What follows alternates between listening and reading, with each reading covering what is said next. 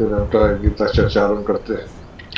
ओम विश्वानि देव सवितर्तुरितानि परासुव यद्भद्रं तन्न आसुव। ओम यान् वेदा देवगणाः पितरश्चोपासते तया मामद्य मेधयाग्ने मेधाविनं कुरु स्वाहा। ओम सहनावतु सहनौ भुनक्तु सह वीर्यं करवावहै तेजस्विनावधीतमस्तु मा विद्विषावहै। ओम शांति शांति शांति।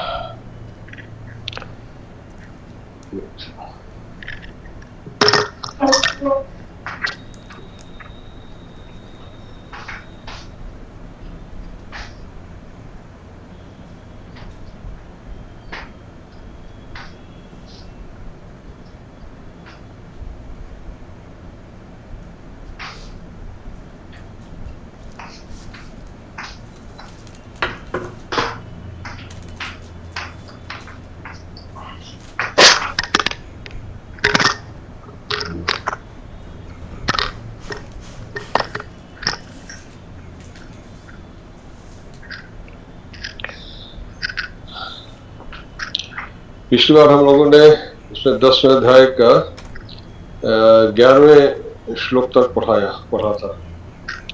तेषाम् एव अनुकंपार्थम अहम अज्ञानमयं तमः नाशयामि आत्मभावस्थो ज्ञानदीपेन भास्वता।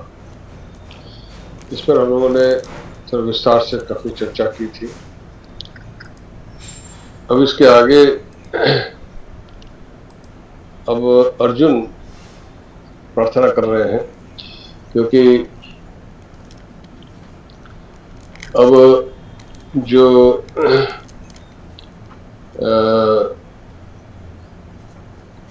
ये जो इससे पहले जो यहाँ से अगले लगभग 7 श्लोकों में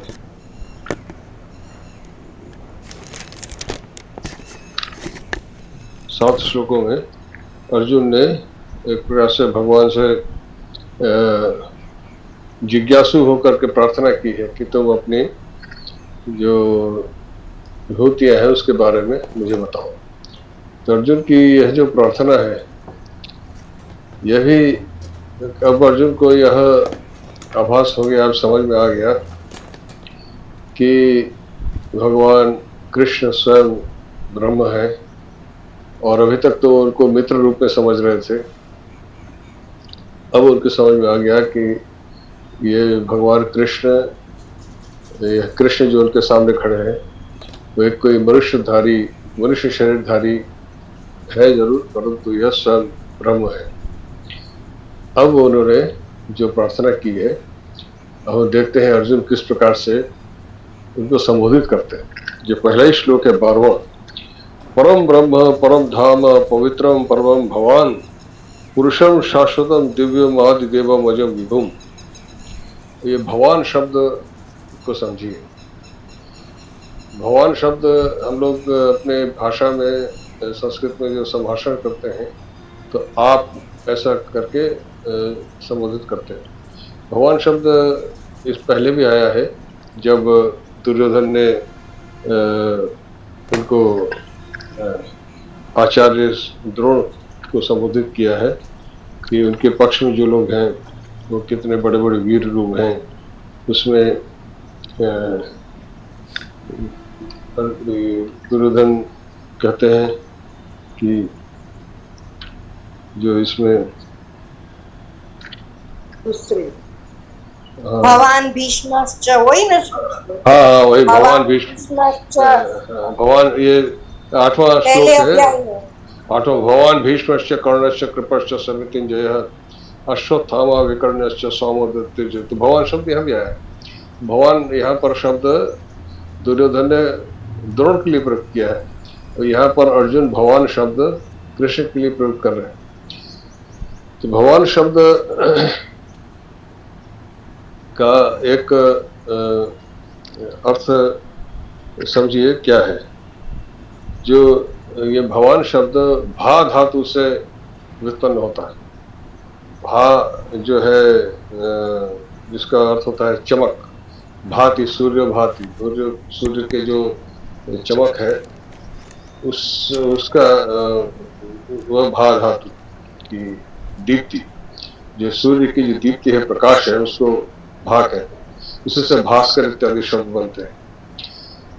तो इसी भा धातु से भवान शब्द निष्पन्न होता है, अर्थात जिसमें सूर्य के भांति जिसके भीतर प्रकाश है, यानी जो चमक है या द्युति है। भवान शब्द बहुत विशेष है। हम लोग प्रयोग करते हैं जरूर, पर यहाँ पर जो भवान शब्द प्रयोग किया गया है, तो ये जो इन्होंने अर्जुन ने कृष्ण के प्रति भगवान शब्द का प्रयोग किया है, उसका भाव यही है कि जिसके भीतर एक अनिर्वचनीय ज्योति विद्यमान है और दीप्तिमान है, जो तो भगवान आप, ये आप करके इन्होंने कहा है कि आप क्या है, यही यहाँ पर कहा है, परम ब्रह्म परम धाम पवित्रम परमम। तो क्या है, जो ब्रह्म शब्द है यह नपुंसकलिंग शब्द है। तो परम धाम, धाम का अर्थ होता है कि परम ब्रह्म, ब्रह्म से तो हम जानते हैं ब्रह्म जो सबसे प्रकृति इत्यादि सबसे ऊपर। अर्जुन को कई बार इन पिछले श्लोकों में भगवान ने समझाया है कि सबसे परे हूं मैं, तो जो ब्रह्म है जिसके परे और कुछ नहीं वही ब्रह्म है। और परम धाम, धामन नकारांत शब्द है नपुंसक लेकर, जैसे नामन का रूप चलता है ऐसे धामन का भी रूप चलता है।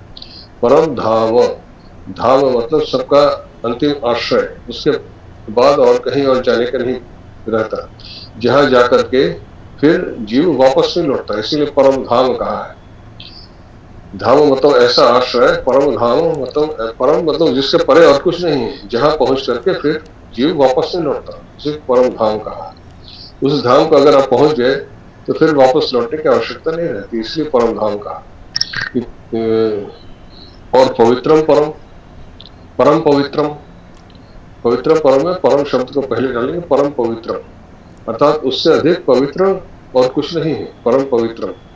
पवित्र मतलब जिसमें किसी प्रकार का, जैसे पवित्र शब्द मैंने बताया था आपको पहले भी, पूम पवने धातु से पवित्र शब्द सिद्ध होता है, अर्थात जो सभी प्रकार की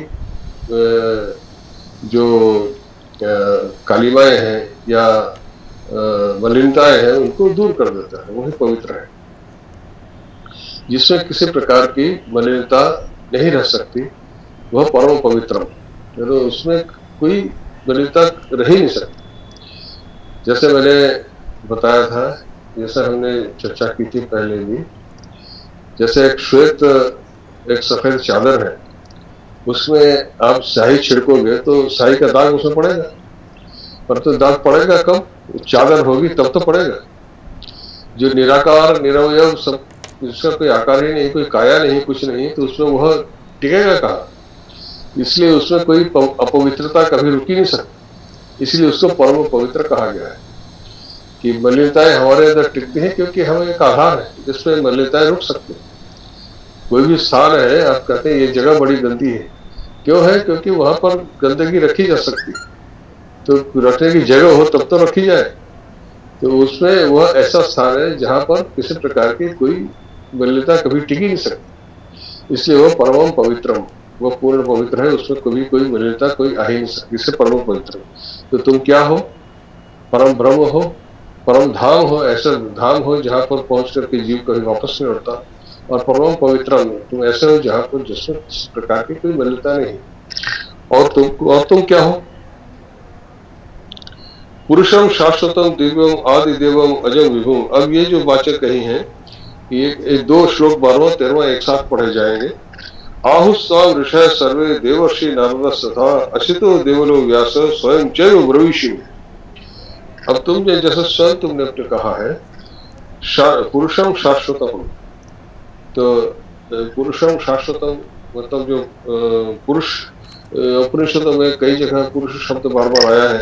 असौ पुरुष सो अस्मि ईश्वपनिषद में कहा गया है, वह पुरुष मैं ही हूँ, मतलब वह जो ब्रह्म है उसी को उपनिषद में पुरुष करके कहा गया है। तदेव ब्रह्म तम विद्धि, यह केन उपनिषद में कहा गया है।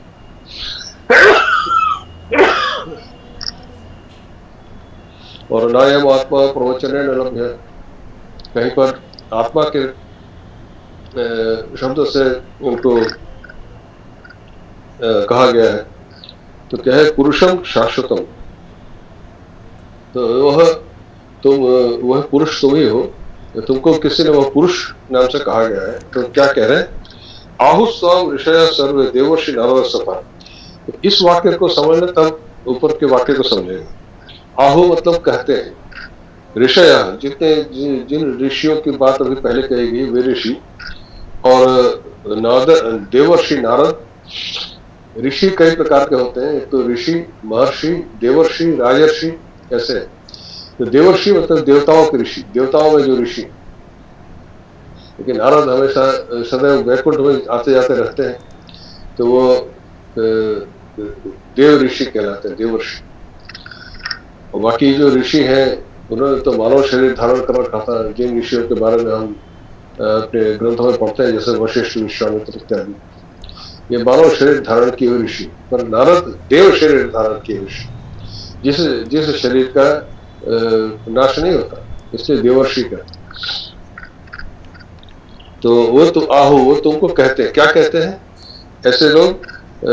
और जो ऋषियों का नाम लिया उसमें असित भी एक ऋषि का नाम है, देवल भी एक ऋषि का नाम है, और व्यास जो जिन्होंने इस महाभारत ग्रंथ की रचना की, व्यास ऋषि, ये भी तुमको कहते हैं।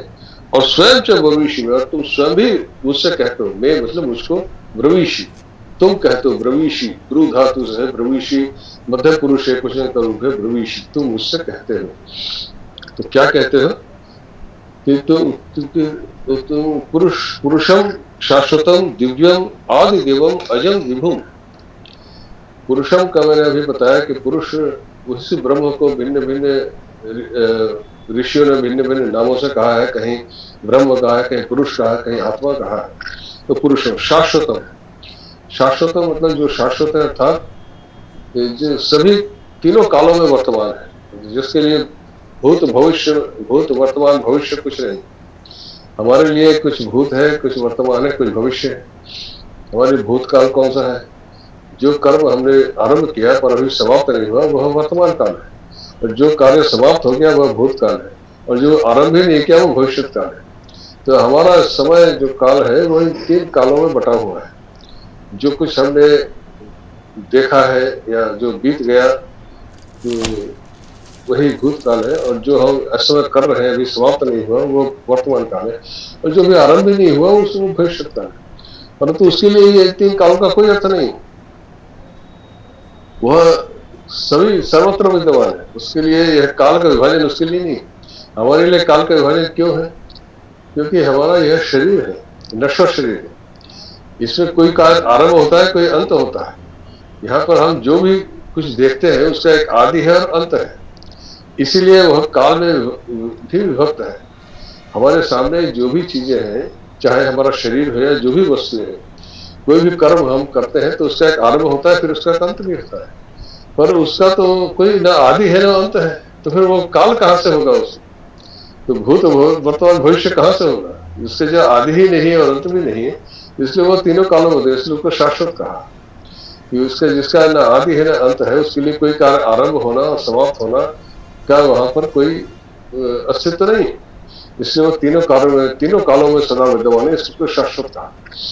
तो शाश्वतों हो दिव्यम, दिव्य मतलब अलौकिक, जो इस लोक में इस जहाँ पर हमें ये जो जितने लोक हैं, हमारे पृथ्वी एक मनुष्य लोक है, फिर स्वर्ग इत्यादि देवताओं का लोक है, उसे भी दिव्य कहा जाता है, परंतु वह उस लोक से भी परे है। अलौकिक का अर्थ होता है किसी भी लोक से जो परे है, और चाहे स्वर्ग हो चाहे पृथ्वी हो, किसी भी लोक से जो परे है वह दिव्य है। तो तुम दिव्य हो मतलब तुम देवताओं से भी परे हो, ऊपर हो। फिर आदि देवम अजम, आदि देवम मतलब आदिश्य असव देवश्य, मतलब यहाँ कर्मधारय समास है। जो आदि मतलब जिसका आरंभ में तुम ही थे और देव भी तुम ही हो, जैसे कहा ना दिव्यम।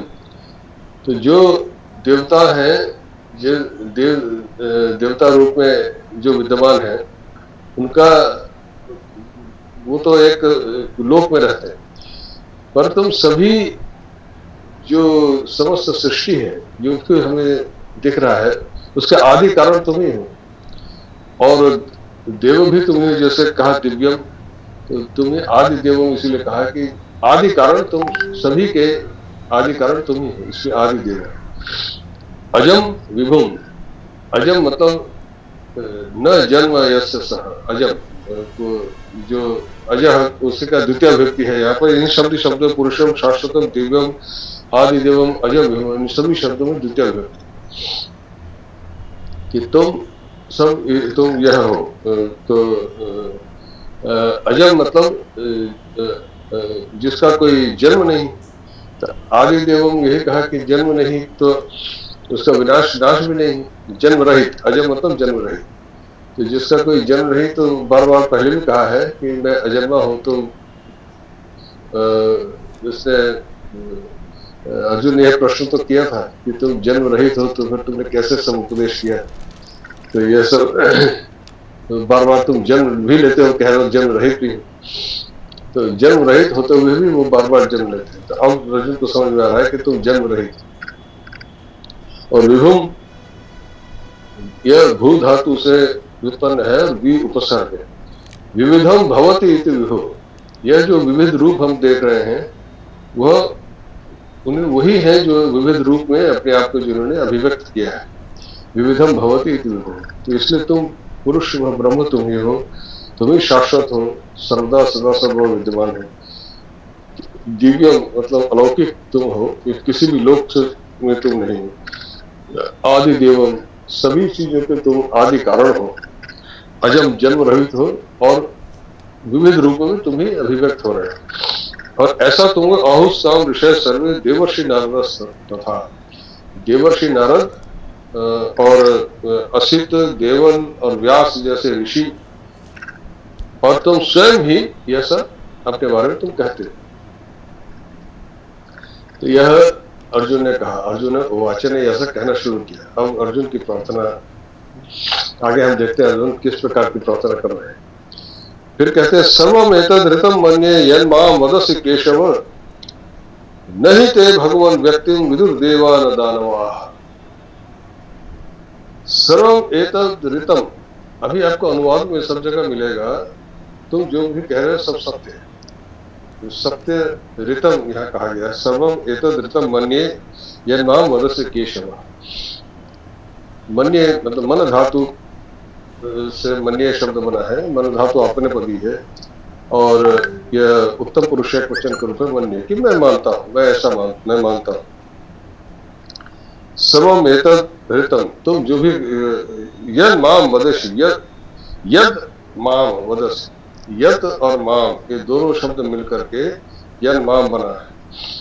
यहाँ पर एक संधि का सूत्र लगता है। अभी कुछ बता देता हूँ, फिर आगे और चीजें धीरे धीरे बदलेंगे, सुनते जाइए।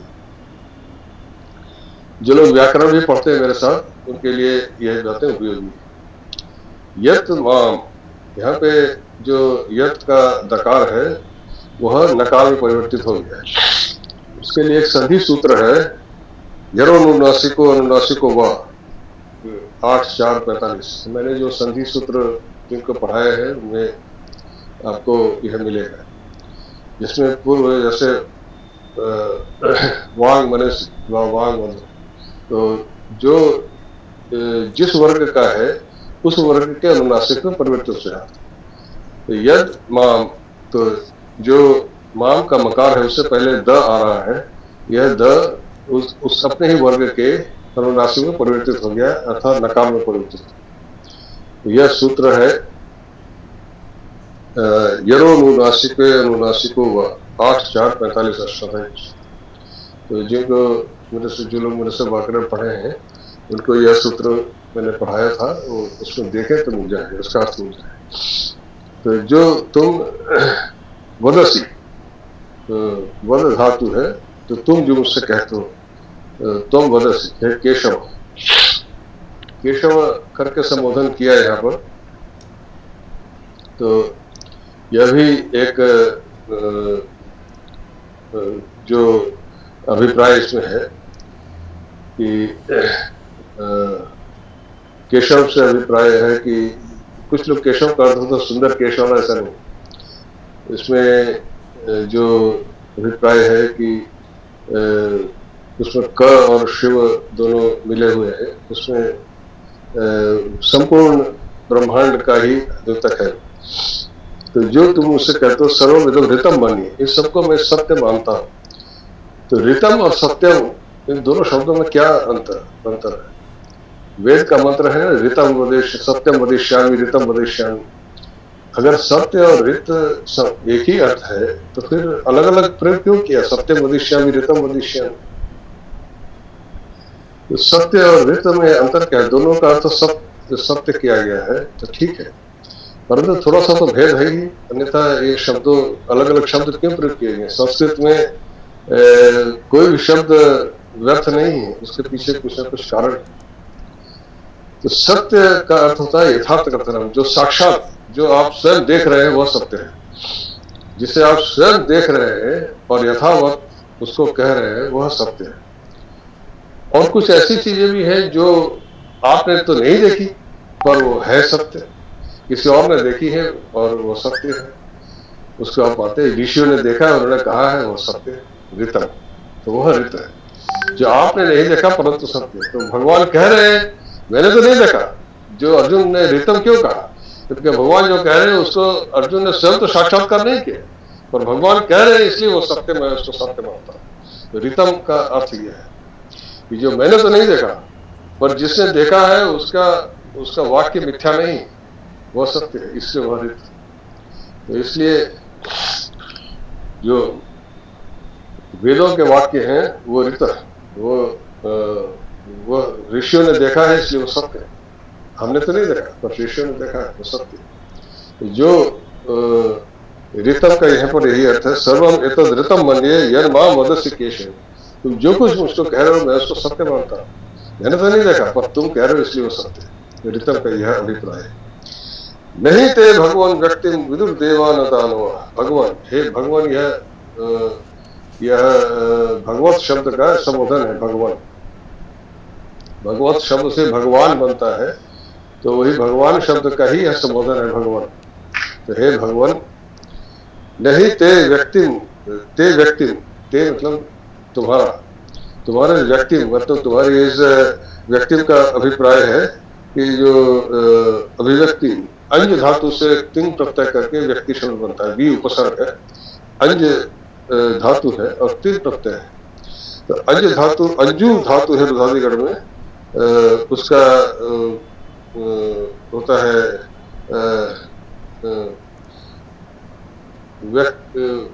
व्यक्ति, मतलब उसका जो अभिप्राय है कि प्राकट्य, मतलब किसी चीज को प्रकट हो जाना, यह इसीलिए अभिव्यक्ति शब्द इसे कहते हैं। जो आपके सामने प्रकट हो गया उसे अभिव्यक्ति कहते हैं। तुम्हारी व्यक्ति अर्थात तुम्हारा यह प्राकट्य, यह जो तुम शरीर रूप में शरीर धारण करके तुम प्रकट हुए हो, और यह जो तुम्हारा विभिन्न रूप है,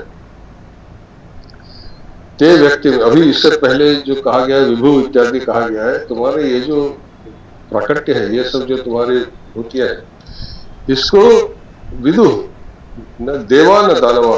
विदु वो विद धातु से बना है, विदु बहुवचन है, वेद विदतु विदु। तो यह विदु शब्द मतलब न देवता जानते हैं न दानव जानते हैं। देवता और दानव दोनों शब्द क्यों व्यवहार किए? भाई भगवान को देवता भी नहीं जानते, ये बात तो समझ में, दानव भी नहीं जानते, दानव कैसे जानेगा? वो तो दानव है, वो अगर जान जाए भगवान को तो फिर उसकी दानवता कहाँ रहेगी। तो दानव शब्द क्यों व्यवहार? देवता देवता नहीं जानते, क्योंकि देवता भी नहीं जानते, क्योंकि उनके देवताओं में भी वो सब चीजें हैं जो मनुष्य में होती हैं। आपने सुनाई है कि इंद्र जो है वो क्या क्या छल कपट करते रहते हैं। उन्होंने जो कोई तपस्या करके करने लगता है कि उनको लगता है कि मेरा सिंहासन डोल जाएगा, तो उसका तपस्या भंग करने की कुछ प्रयास में लग जाते हैं। और भी पता नहीं क्या क्या उन्होंने कर्म किए। अहिल्या के साथ धोखे से उन्होंने गलत कार्य किया, जिस वजह से उसको शाप भी मिला। तो वह इस प्रकार से इंद्र तो बड़े खिलाड़ी हैं, तो वो भगवान के स्वरूप के कैसे जानेंगे, नहीं जान सकते। तो परंतु देवताओं की सहायता करने के लिए भगवान सदैव आते हैं। देवताओं में जब संकट होता है तो भगवान का पहुंचते हैं और भगवान उनकी सहायता करते हैं, अर्थात सज्जनों की सहायता करते हैं। इसलिए वो है, वो उनके सहायता करने के लिए आते हैं, यह बात वो भी नहीं जानते। और दानव यह नहीं जानते कि उनका विनाश करने के लिए भगवान आते हैं। यदा यदा ही धर्मस्य ग्लानिर्भवति भारत अभ्युत्थानम् अधर्मस्य तदात्मानं सृजाम्यहम् परित्राणाय साधूनां विनाशाय च दुष्कृताम्। अतः साधु के रक्षा के लिए और दुष्टों के विनाश के लिए। दानव इसलिए नहीं जानते उनको क्योंकि उनका विनाश करने के लिए भगवान अवतरित होते हैं। जो दुष्ट होता है वही दानव है। दुष्टों को विनाश करने के लिए भगवान, अगर वो जान जाए तो फिर उसकी दुष्टता रहेगी। तो दुष्टों को विनाश करने के लिए आते हैं, इसलिए यहाँ दानव शब्द कहा है, क्योंकि उसको नहीं पता कि उसकी दुष्टता के विनाश वो करेंगे, यह इसलिए वो नहीं जानता। और देवता ये नहीं जानता, क्योंकि देवता भी नहीं जानते कि उनकी रक्षा के लिए वो सदैव विद्यमान है, वो उनकी रक्षा करते हैं। यह देवता भी नहीं जानते, मतलब सज्जन पुरुष यह नहीं जानते कि वो उनकी रक्षा करते हैं। और दानव दुष्ट यह नहीं जानता कि उसका विनाश अवश्य भावी, वह उनका विनाश करेंगे। इसलिए न तो तुमको देवता जानते हैं न दानव जानते हैं। तो सर्वमितम, तुम जो कह रहे हो सब कुछ मैं मानता हूँ सत्य है। अर्थात यह सत्य का से अभिप्राय क्या आपने समझा कि सत्य जो शब्द है उसका अभिप्राय होता है कि जो आपने स्वयं देखा, साक्षात्कार किया है, और जो आपने स्वयं नहीं देखा, किसी और ने देखा है और कहा है और आप उसको सत्य मानते हैं, तो वह ऋतम है। तो भगवान ने कहा इसलिए सत्य है। फिर कह रहे हैं 15 श्लोक में, स्वयं एवं आत्मना आत्मानं वेत्थ तम पुरुषोत्तम भूत भावन भूतेश देव देव जगतपते। अब यहाँ पर सारे के संबोधन है। पुरुषोत्तम, भूत भावन, भूतेश, देव देव, जगतपते। तो ये जगतपति ही, ये सब शब्द हैं जिनसे अर्जुन ने भगवान को संबोधित किया है। तो इसमें आप देख सकते हैं कि इन शब्दों का पहले अर्थ समझ लें, फिर श्लोक का अर्थ समझेंगे। इस पुरुषोत्तम, भूत भावन, भूतेश, देव देव, जगतपति, इन 5 शब्दों से अर्जुन ने भगवान को संबोधित किया।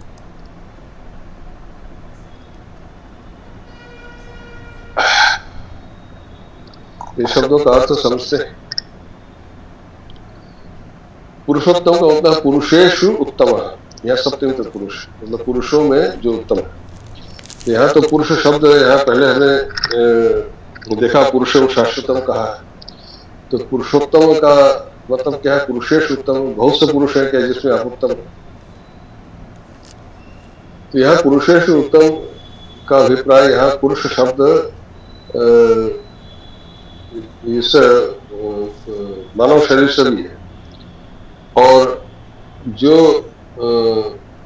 इन सभी प्रकार के जो पुरुष रूप हैं उसमें श्रेष्ठ, यहाँ पर श्रेष्ठ अर्थ है। तो पुरुष का अर्थ यहाँ पे श्रेष्ठ अर्थ है। मतलब पुरुषों में, पुरुष तो जो मेल जिसे कहते हैं वो तो बहुत से सभी में होते हैं, पर उसमें जो श्रेष्ठ है उसको यहाँ पुरुष शब्द से अभिप्राय है। और उनमें भी जो सर्वश्रेष्ठ उत्तम, मतलब उससे उनसे अधिक श्रेष्ठ और कोई नहीं। विष्णु रूप भगवान को यहाँ पर, इससे पहले जो यहाँ पर था, आपने देखा परम ब्रह्म परम धाम पवित्रम परमम, यहाँ पर जो ब्रह्म स्वरूप है, निराकार ब्रह्म स्वरूप है, वो तो नपुंसक शब्द है। परंतु जब हम उनको भगवत रूप में देखते हैं, विष्णु इत्यादि के रूप में देखते हैं, तब वह पुल्लिंग में ही उनका विचार होता है। तो पुरुष शब्द पुल्लिंग में प्रयुक्त हुआ है, ब्रह्म शब्द नपुंसक लिंग में हुआ है, तो ब्रह्म का ही दूसरा वाचक है पुरुष, तो वह पुल्लिंग में है। तो उसका तो कोई लिंग नहीं है, परंतु वहां पर पुरुष और प्रकृति दो विभाग किए गए हैं, तो इसलिए वहां पर एक पुल्लिंग दूसरे को स्त्रीलिंग किया गया है, जिससे कि इस प्रकार से सृष्टि होती है, वही चीज वहां पर अवधारणा की गई समझने की। क्योंकि हम जो देखते हैं उसी प्रकार से हमारी बुद्धि जैसी कल्पना कर सकती है, उसी के अनुसार हम उनको धारणा करने का प्रयास करते हैं। तो उनको एक रूप देते हैं, विष्णु नारायण या शिव इत्यादि एक रूप में हम उनकी कल्पना करते हैं। तो जैसा हमारा लोक में हम देखते हैं, उसमें हम विष्णु को लक्ष्मी के साथ देखते हैं, शिव को पार्वती के साथ देखते हैं। जैसे यहाँ पर पुरुष और स्त्री मिलकर के तब सृष्टि होती, संतान उत्पत्ति होती, ऐसे ही पुरुष और प्रकृति मिलकर के समस्त प्रकृति का सृजन होता है, ऐसा माना गया है। पर वहां पर क्या कार्य होता है, किस प्रकार से होता है, यह तो हमारी बुद्धि का अतीत है, परंतु समझने के लिए, अपनी बुद्धि से धारणा करने के लिए यह सब चिंतन किया जाता है। तो पुरुषेषु उत्तम, तो सभी में सर्वोत्तम पुरुष तुम ही हो, उससे तुमसे श्रेष्ठ कोई नहीं। इसीलिए लक्ष्मी उनका वर्णन करती है, लक्ष्मी श्रेष्ठ नारी कोई नहीं, तो उनसे श्रेष्ठ पुरुष कोई नहीं, तो पुरुषोत्तम। तो पुरुषोत्तम करके उनको संबोधित किया है। और भूत भावना, भूत का अर्थ है कि जो भी श्रेष्ठ पदार्थ हमको दिखता है वह सब भूत है। भूत का मतलब कई होते हैं, जो बीत गया उसको भी भूत कहते हैं। तो यहाँ पर भूत मतलब भू धातु है, जिसका अर्थ होता है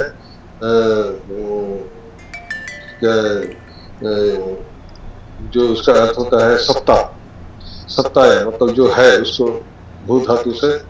तो भूत मतलब जिसकी सत्ता है उसको भूत है, अर्थात जो चीज है, जो हमें दिख रही है, हमें अपने इंद्रियों से हम जिन चीजों को देख रहे हैं, जिसकी सत्ता हमें दिख रही है, जो है भू सत्तायाम धातु है, सबसे पहला ही धातु है आपके धातु, अर्थात जिसकी सत्ता है उसे भूत है।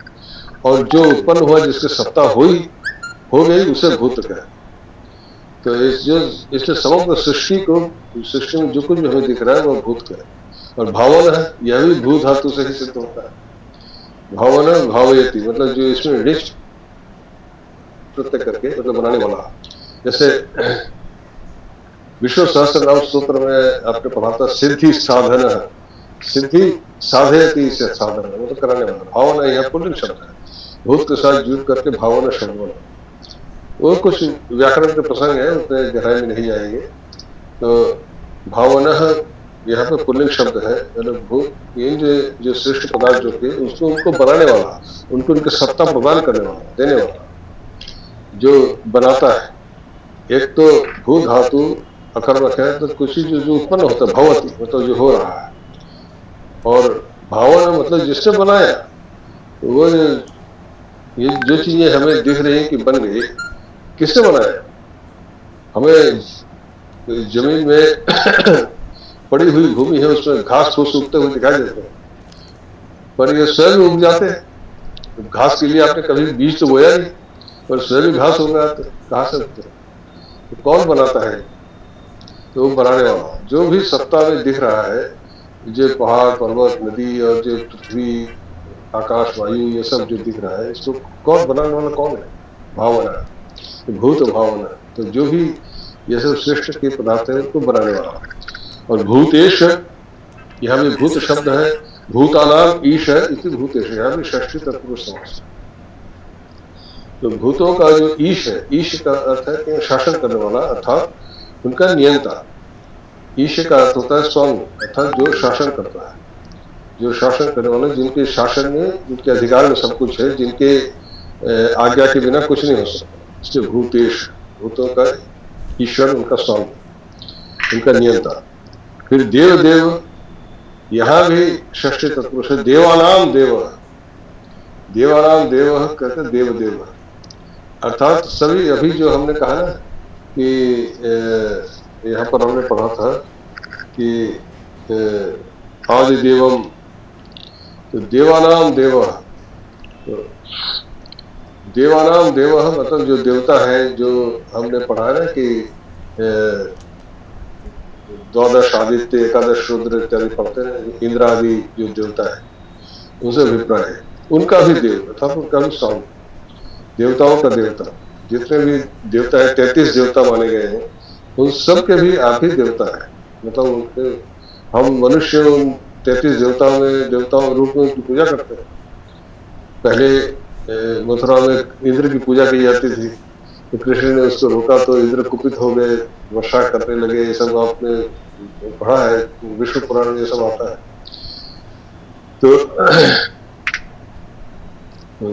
तो आपने भागवत में ये सब विवरण आता है। तो ये सब क्या है कि देवानाम देव, इन जो 33 देवताओं के बारे में हम करते हैं, उनके भी देव आप, मतलब उनसे बढ़कर के कोई देवता नहीं। और जगतपति, जगतपते, ये संबोधन है, ये सारे संबोधन है, इसलिए इनमें पुल्लिंग होते हुए इनमें विसर्ग लुप्त है। भूत भावना, यहाँ विसर्ग लुप्त है क्योंकि संबोधन कर रहा है। भूतेश, यह विसर्ग युक्त पुल्लिंग शब्द है, इसमें विसर्ग लुप्त हो गया क्योंकि ये संबोधन है। फिर देव देव, यहाँ भी विसर्ग लुप्त है, ये संबोधन है। उससे जगतपति, पति इकार शब्द है, जगतपते, यह संबोधन। तो जगतपति ही मतलब समस्त जगतांग पति, यह भी षष्ठी तत्पुरुष है। जगतांग मतलब जगत का अर्थ होता है कि यह जो ये गम धातु से जगत शब्द सिद्ध होता है कि जो भी गतिशील है। तो यहाँ पर जगतांग पति ही मतलब बहुवचन में जगतांग पति ही मतलब जो समस्त यह पृथ्वी और जगत के से अभिप्राय इस भूलोक से ही होता है, सामान्य भूलोक से। तो इस भूलोक के अतिरिक्त हम देखते हैं अंतरिक्ष में पता नहीं कितने ग्रह नक्षत्र चल रहे हैं, ऐसे पता नहीं और भी कितने जगत हो। तो जगतांग पति, जो भी हमको दिख रहा है बाहर, पृथ्वी से बाहर जो भी दिख रहा है, तो सभी के आप ही स्वामी। हमें तो पृथ्वी पर हम चल फिर रहे हैं, पर पृथ्वी के बाहर भी तो पता कितने ग्रह नक्षत्र हैं, ऐसे पृथ्वी जैसे जगत और भी पता नहीं कितने होंगे। तो ऐसे ही वो उन सभी जगत के वही स्वामी, वही पति। तो इस तरह से उनको संभावना किया। स्वयं एवं आत्मना आत्मनम वेत्थ, त्वम वेत्थ। तो विद धातु से वेत्थ मध्यम पुरुष एक वचन रूप है। विद धातु, विद धातु से दो प्रकार के रूप बनते हैं, वेत्ति वित्त विदंती और वेद विदतु विदु वेत्थ विदथु। बस 5 रूप जो है कुछ भिन्न होते हैं। तो व्याकरण का विषय है, उसमें नहीं जाएंगे। तो वेत्थ भी वेत्सी की जगह वेत्थ ऐसा भी रूप बनता है, मतलब तुम जानते हो। तो तुम वेत्थ, तुम जानते हो। क्या जानते हो? स्वयं आत्मना आत्मानम, मतलब तुम स्वयं ही अपने द्वारा अपने को जानते हो। मतलब अपने को तुम ही अपने को जानते हो और दूसरा कोई तुमको नहीं जानता। स्वयं मतलब तुम स्वयं ही अपने को जानते हो और अपने द्वारा अपने को जानते हो। आत्मना आत्मान, आत्मना आत्मान स्वयं एवं, तुम क्या हो इसको अपने द्वारा ही अपने को तुम स्वयं ही जानते हो और कोई नहीं जानता। हम कहते हैं कि जो इससे पहले इस आत्मा के संबंध में भगवान ने कहा, ये आत्मा शब्द अब आ रहा है। यह आत्म शब्द, आत्मन शब्द, आत्मन नकारा शब्द है, ये पुल्लिंग शब्द है। आत्मा, आत्मानो, आत्मानो, आत्मन है, ऐसा रूप बनता है। तो आत्मानम तो अपने को, और आत्मना अपने द्वारा, अपने द्वारा अपने को तुम जानते हो। अर्थात जब इसका अभिप्राय क्या है कि तुम्हारे अतिरिक्त कोई दूसरा जब है ही नहीं, तो तुमको कोई दूसरा कैसे जानेगा? तुम्हारे अतिरिक्त कोई दूसरा है ही नहीं, तो तुमको दूसरा कैसे जानेंगे? तो आत्मना आत्माना, तो अपने द्वारा ही अपने को जानते हैं। तो इसलिए यह बात कही कि तुम्हारे अतिरिक्त कोई दूसरा है ही नहीं। तो कोई चीज हम जानते हैं तो दो वस्तु होते हैं, तभी तो एक वस्तु दूसरे को जानता है। मैं और महेश चंद जी अलग अलग है, तो महेश चंद जी मुझे जानते हैं, मैं महेश चंद जी को जानता हूँ।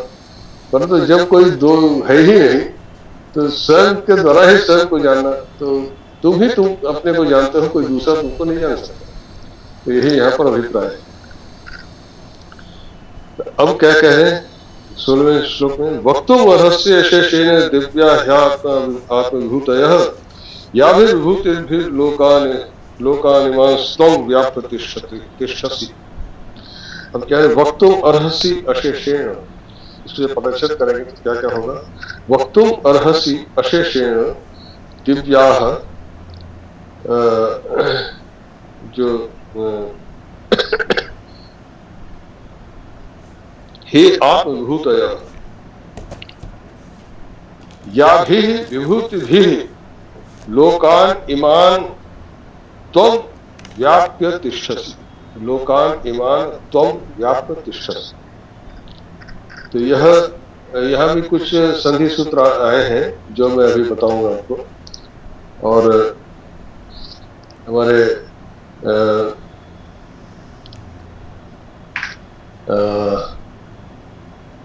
एस टी सक्सेना जी व्याकरण में काफी घोलमाल करते रहते हैं अपना।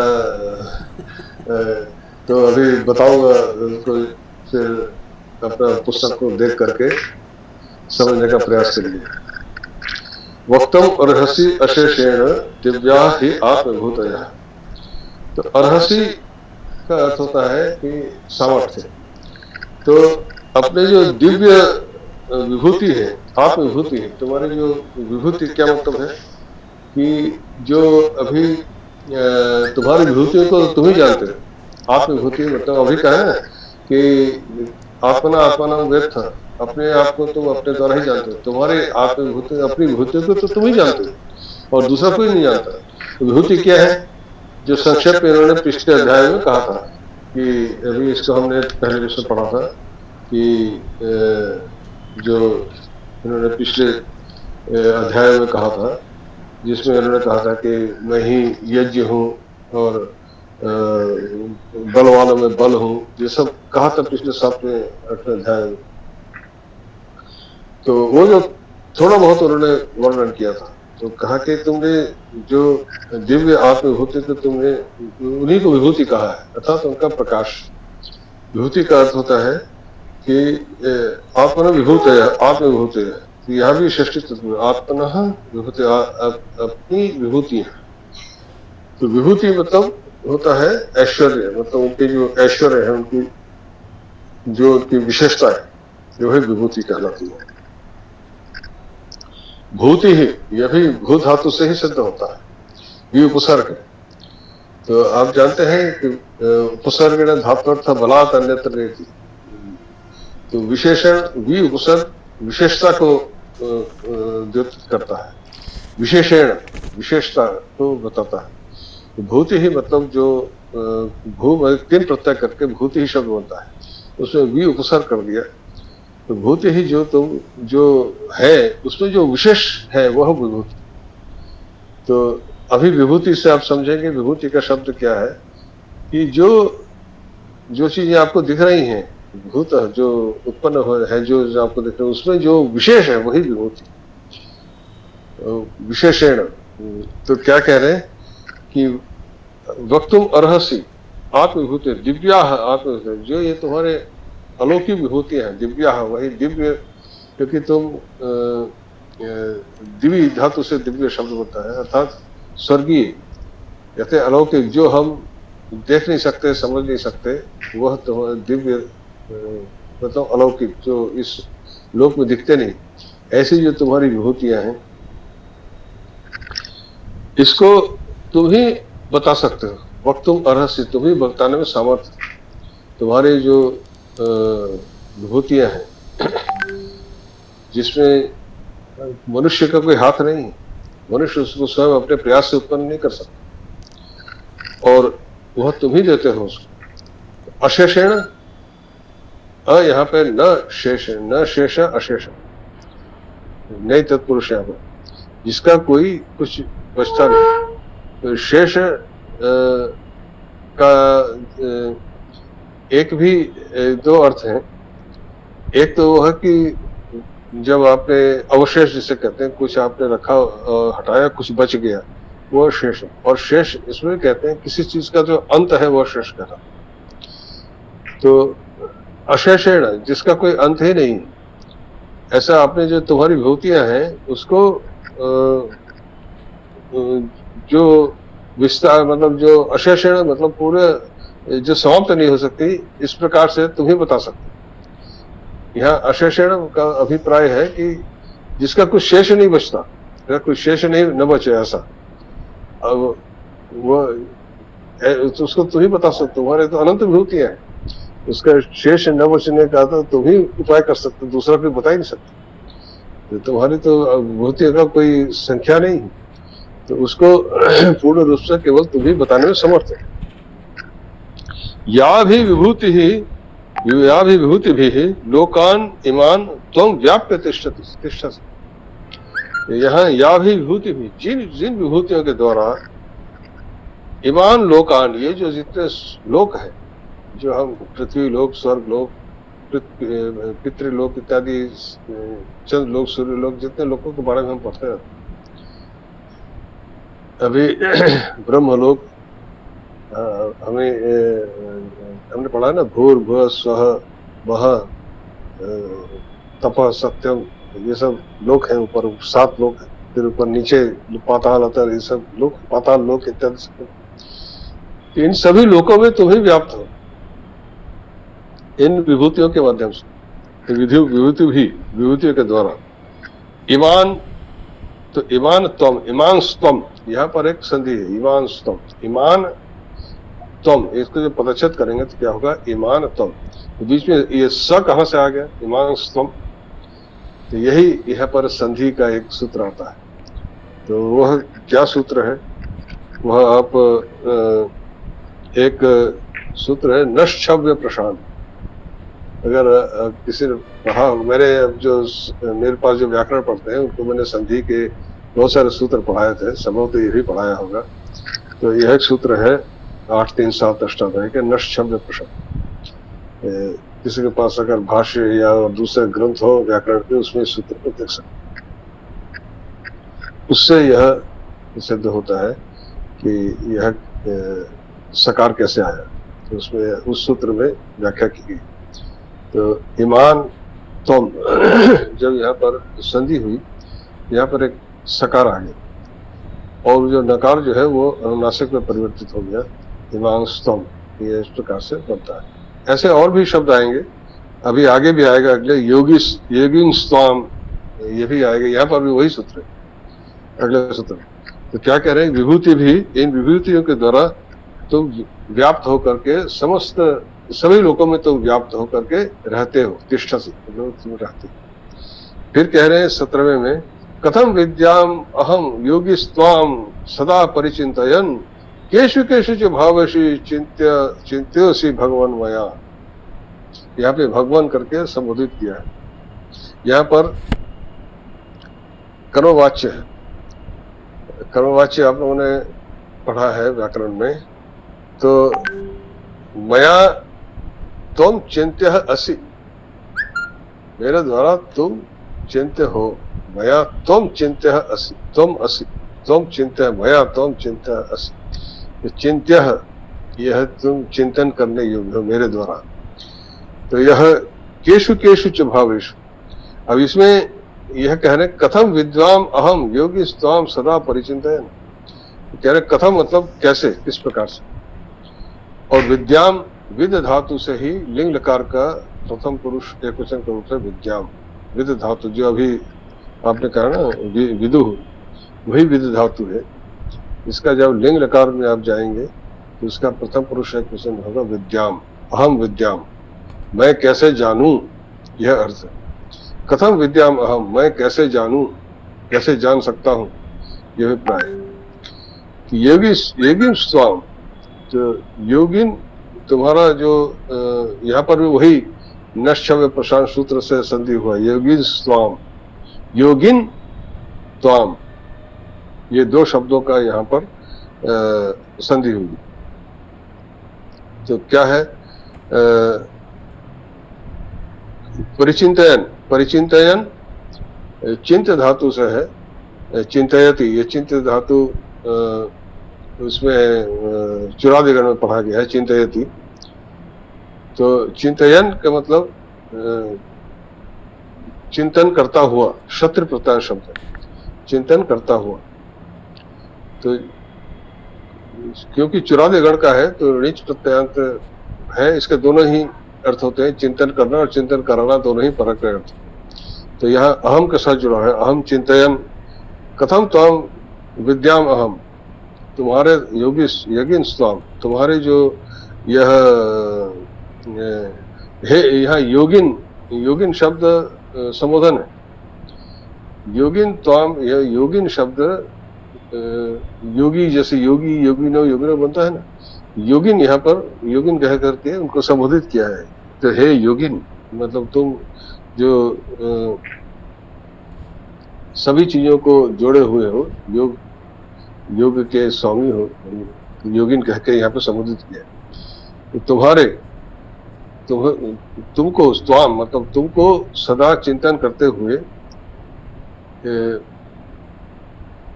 कैसे जानूं, किस प्रकार जानूं, कसम विद्याम अहम केशु केशु भावेषु चिंत्य ऐसी भगवन्मया, मेरे द्वारा तुम किस किस भाव के द्वारा चिंतन करने योग्य हो। अब ये जो कह रहे हैं कि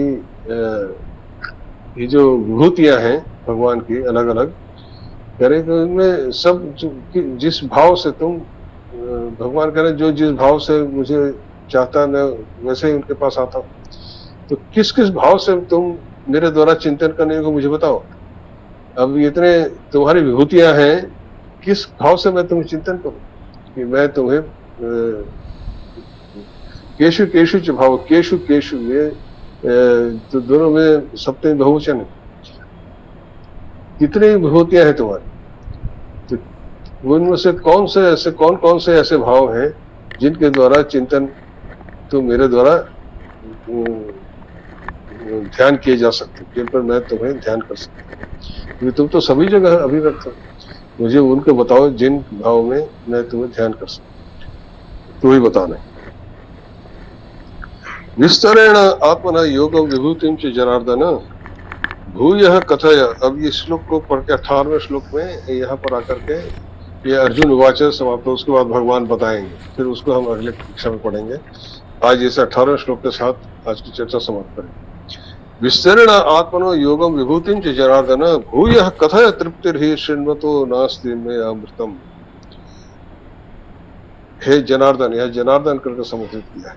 हे जनार्दन, विस्तरण आत्मना योगम विभूतिम च भूयः कथय। भूयः शब्द को समझिए, भूयः शब्द भी भू धातु से बनता है, इसके दो अर्थ होते हैं। भूयः एक अव्यय के रूप में जब प्रयुक्त होता है तब इसका अर्थ होता है पुनः। भूयः अव्यय के रूप में जब प्रयुक्त होता है उसका अर्थ होता है पुनः। और दूसरा अर्थ होता है भूयः का अतिशय, मतलब अधिकता में, जैसे भूयसी प्रशंसा करता, बहुत अधिक किसी की प्रशंसा करता, भूयसी प्रशंसा कहते हैं ना, तो अधिकता के अर्थ में वह तीनों लिंगों में चलता है। और वहाँ भूयसी उसका स्त्रीलिंग में हो जाता है, तो उसका अर्थ होता है अधिकता है। दो अर्थों में प्रयुक्त होता है। यहाँ पर भूयः पुनः अर्थ में है अव्यय के रूप। भूयः, भूयः कथय, कथय यह लोट लकार का है, मध्यम पुरुष एक वचन का, तुम कहो, कथ धातु से कथयति चुरादिगण में पढ़ा गया। कथय यह लोट लकार मध्यम पुरुष एक वचन रूप है। भूय कथ, पुनः तुम कहो कि विस्तरण आत्मनः योगम विभूतिम च जन। हे जनार्दन, विस्तरण, विस्तरण शब्द को भी समझिए, यहाँ भी उपसर्ग है, स्त्री धातु अध स त के नीचे रिकार, जैसे तृण कहते हैं ना, जो इसमें आधा स के साथ त, उसके नीचे रिकार, त्रि। तो यह दो अलग अलग गणों में पढ़ा गया है, क्रियादि गण में पढ़ा गया है, तुदादि गण में पढ़ा गया है, परंतु दोनों का अर्थ एक ही है, आच्छादन। आच्छादन मतलब ढकना।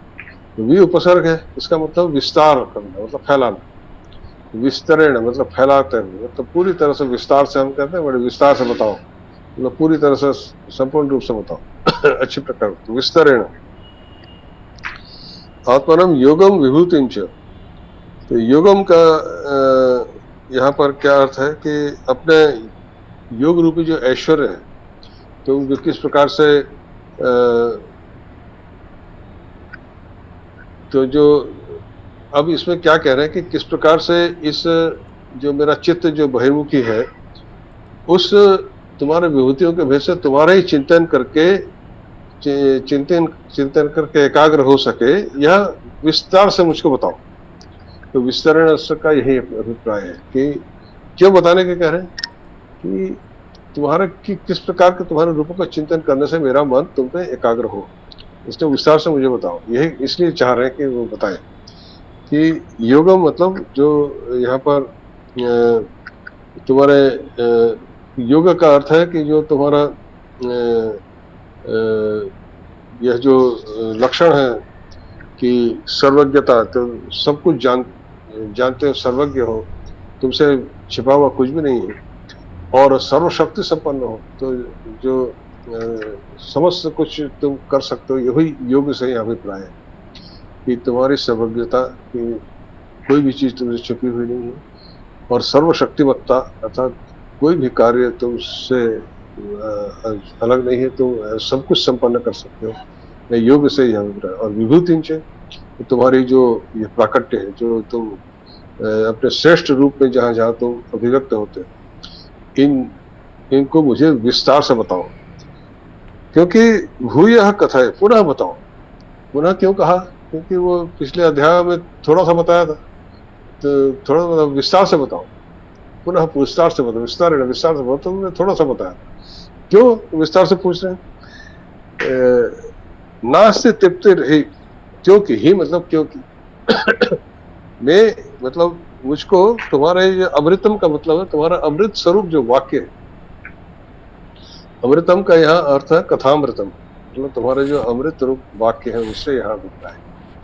तुम्हारे अमृत रूप वाक्य को सुनते हुए श्रृण्वतः, ये श्रृणु धातु है, श्रु धातु है, ये श्रृणोति ऐसे रूप बनता है, श्रु धातु सुनना। तो श्रृण्वतः मतलब ये यहाँ पे शत्रु प्रत्यय शब्द है, यहाँ पे षष्ठी एकवचन श्रृण्वतः, मुझे सुनते हुए को का नास्ति तृप्ति, जो सुनता हुआ, श्रृण्वन सुनता हुआ, और श्रृण्वतः यहाँ पे षष्ठी एकवचन है, अर्थात मुझको नास्ति तृप्ति, तृप्ति नहीं, तुम्हारे कथामृत को सुनते हुए मुझे तृप्ति नहीं। तो तृप्ति से क्या अभिप्राय है? तृप्ति का अर्थ होता है आकांक्षा की निवृत्ति, आकांक्षा निवृत्ति। आकांक्षा निवृत्ति का क्या मतलब? जैसे भूख लगी होती है ना, तो भूख लगती है तो हमें जो खाने को मिल जाता है, तो पेट भर गया तो भूख, जो खाने की जो आकांक्षा है निवृत्ति होगी, फिर और कुछ भी दो फिर खाने की इच्छा नहीं होती। तो तुम्हारे जो ये अमृत रूपी बातें हैं उससे मुझे कभी तृप्ति नहीं हो रही, वो आकांक्षा की कभी निवृत्ति नहीं हो रही, वो मन करता है और सुनो और सुनो और सुनो। भूख की तो निवृत्ति हो जाती, आपको भूख लगी है, खाने को जितना मिल गया, पेट भर गया, तो आकांक्षा निवृत्ति होगी, फिर और खाने की इच्छा नहीं करेगी। परंतु तुम्हारी जो अमृत रूपी जो बातें हैं उनको सुन करके मेरी आकांक्षा की कभी निवृत्ति नहीं हो रही, इसलिए तृप्ति नहीं, तृप्ति न होती, नास्ति तृप्ति, इसमें तृप्ति नहीं है। तो इसलिए तुम मुझे फिर से बताओ, पुनः भूय कथय, फिर से कहो, पुनः कहो, जो तुम्हारी जो योग और विभूति के विषय में विस्तार से आत्मन, अपने जो योग और विभूति है, योग का अर्थ है तुम्हारे जो सर्वज्ञता है और तुम्हारी सर्वशक्तिमत्ता है यह, और विभूति और तुम्हारी जो अभिव्यक्तियां हैं, श्रेष्ठ अभिव्यक्तियां हैं, उनके बारे में मुझे विस्तार से बताओ, पुनः बताओ, क्योंकि उनको सुनते हुए तुम्हारी समृद्ध रूपी बातों को सुन करके मुझे तृप्ति नहीं हो रही, मुझे और सुनना है। इसके बाद भगवान उसको आगे बताएंगे। श्री भगवान वाची इसको फिर अगले कक्षा में आरंभ करेंगे। आज इतना ही। चलिए आप हाँ कुछ पूछना चाह रहे हैं शिव? जी सर। आचार्य जी आपको सादर प्रणाम। ये जो 17वें श्लोक में आज पढ़ाया गया है, हाँ, ये पर चिंतन, ये भगवान हाँ, आपका चिंतन कैसे करूं, तो ये जानना चाहता हूँ क्या भगवान का चिंतन करना संभव है? क्योंकि दूसरे अध्याय के 25वें श्लोक में कहा गया है अव्यक्तोयम अचिंत्योयम अविकार्यम उच्यते, तो यहाँ अचिंत्योयम कहा बताया गया है। तो यही इसीलिए तो अर्जुन पूछ रहे हैं कथम विद्याम हम, मैं कैसे जानूं कि तुमको चिंतन किया जा सकता है। तो यही तो पूछ रहे हैं, वो तो अचिंतनीय है, तभी तो पूछ रहे हैं कि तुमको कैसे चिंता करूं तुम्हारी विभूतियों को, तभी तो पूछ रहे हैं अपनी विभूतियों को बताओ कि मैं तुम्हारे, जिससे मैं तुम्हारे चिंतन करके अपने मन को तुम एकाग्र कर सकता हूँ, उसको उपाय बताओ, वही तो पूछ रहे हैं। चलिए सक्सेना जी आप क्या पूछ रहे हैं? सर आपने 12वें श्लोक में बताया था सर कि लौकिक दृष्टि से भूत है, वर्तमान है और भविष्य है। हाँ। लेकिन भगवान की दृष्टि से केवल वर्तमान है और इसीलिए वो त्रिकाल दृष्टा भी कहे गए हैं। तो क्या सर हमारा भविष्य पूर्व निर्धारित है क्या सर? हाँ तो वो तो सब नहीं, तो त्रिकालदर्शी का मतलब क्या है? तो उनके लिए कोई काल है ही नहीं, वो तीनों कालों में विद्यमान है। शाश्वत मतलब शश शब्द से शाश्वत शब्द से होता है। शश कहते हैं खरगोश को, जो उछल उछल के एक जगह दूसरी जगह जाता है। तो तीनों कालों में जो आगे पीछे, तीनों कालों में जो विद्यमान है, तो इसलिए उनके लिए काल, उससे के लिए मैंने कहा ना कि काल तो हमारे लिए है ना, कि जिसका आदि है और अंत है, उसके लिए काल है। जहाँ आदि और अंत है ही नहीं, तो वो काल है कहाँ वहाँ? उसके न तो भूत है, न वर्तमान है, न भविष्य है। तो क्या लौकिक दृष्टि से सर भविष्य पूर्व निर्धारित है? बिल्कुल पूर्व निर्धारित तो है ही। जैसे आप अपने अतीत को नहीं बदल सकते, वैसे आप अपने भविष्य को भी नहीं बदल सकते। आप अपने अतीत को बदल सकते हैं क्या? नहीं सर। तो भविष्य को कैसे बदलेंगे? उस भविष्य को तो एक दिन अतीत होना है।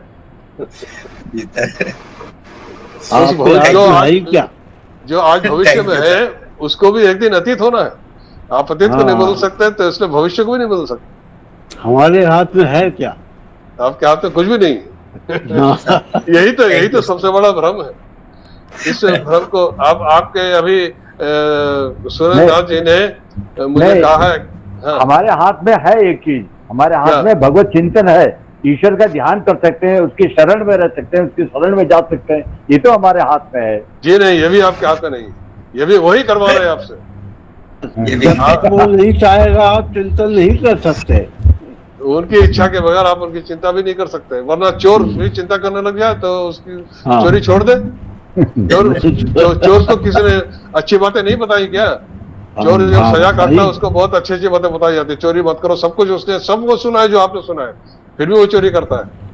हाँ, चोरी करने से पहले पूजा भी करता है वो। तो आज मुझे अच्छी चीज चोरी मिले। इसका मतलब है जब भगवत इच्छा होगी तभी वो वही चीज तो दिमाग में आएगी। बिना उसकी इच्छा से वो विचार आ ही नहीं सकता हमारे दिमाग में। वही वो जो शुद्ध विचार वही आपको देते हैं। इसलिए अगर ये सोचे कि मैं अपनी क्षमता से कर लूंगा, वो थोड़े भ्रम में है।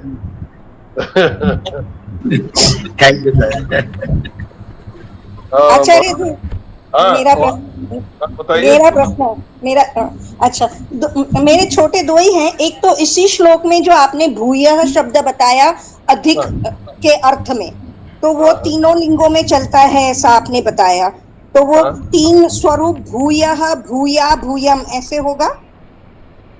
नहीं, भूयः जो सकारांत शब्द है वो जो तीनों लोगों में चलता है। तो उसमें स्त्रीलिंग करेंगे तो भूयसी हो जाएगा। मैंने बताया ना, भूयसी प्रशंसा प्रेम होता है ना। और पुल्लिंग में करेंगे तो भूयः, भूयो होगा। और सकारांत नपुंसक लिंग में होगा तो यशस की तरह सकारांत नपुंसक लिंग की तरह उसका रूप चलेगा। और भूयस का सकारांत पुल्लिंग की तरह रूप, और सकारांत भूयस शब्द है। अच्छा, ठीक है, धन्यवाद। और दूसरा जो 12वें श्लोक में एक शब्द है आदि ही, आदि ही देवः, ठीक कौन है? से श्लोक? 12वां श्लोक।